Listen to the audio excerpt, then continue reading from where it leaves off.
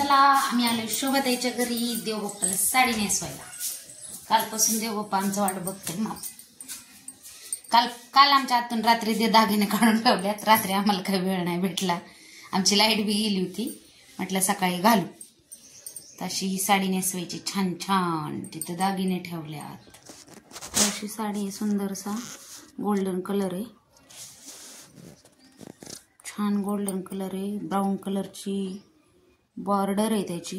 Brown पण नाही, वेगळीच दिसते जराशी, पण घातल्यावर कळेल तुम्हाला आता कशी आहे ती. अशी नेसवून झालेली आहे साडी. फायनल लुक असा आलाय देवीचा. कशी वाटते सांगा. माफ करत जावा, तुम्ही म्हणता साडी नेसवताना फोटो काढत जा, पण तो होतच नाही. बाबू जा, देवघराच्या खाली आहे. दिदो नवीन पद्धतीची घातली, जरा कशी वाटते सांगा कमेंट करून.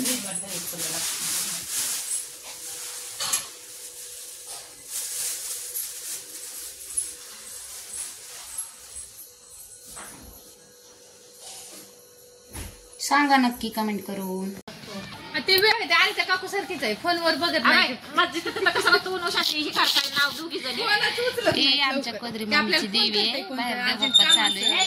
छान अशी पूजा करतात. उचला नाही भीतीन बघा नाही गुरुपूजा मानताय. शिवाय देऊ नको.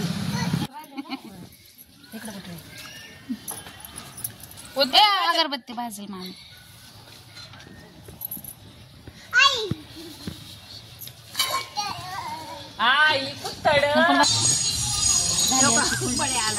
लाव म्हणा आरती पोळी नको. तिला जास्त करतो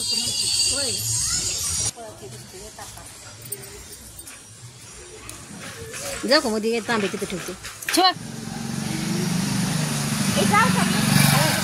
तुमचं झालं का वय कल्पनताई?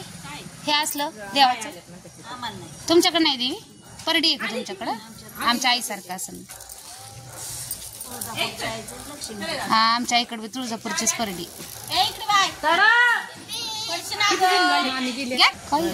मामी तरी एक जण भरून गेली. दोनच झाले. ताई एक 3, लालू ताई एक 4, तुम्ही चालू करते. तुम्हाला 5 झाले. 5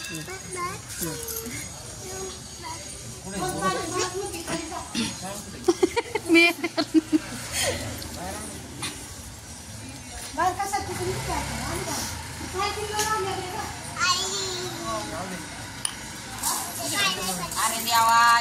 येडा नाही माराव पिऊ. उलटा येडा मारला बापरे. थोडं कांदो त्यातलंच घे की त्यातलं टाकायचं 4 लाव की वटी बी बर. बर तू जातर की त्यांचं होते की.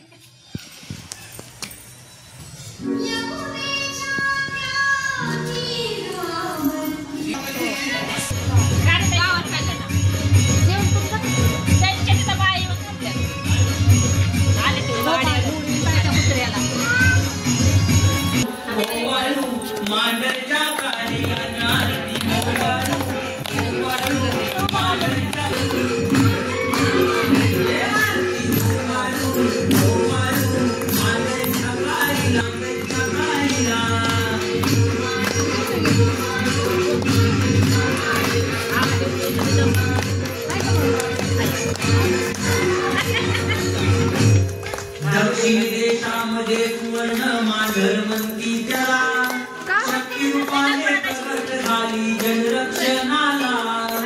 दक्षिण देशामध्ये सुवर्ण मांढर म्हणती त्याला, शक्ती रूपाने प्रकट झाली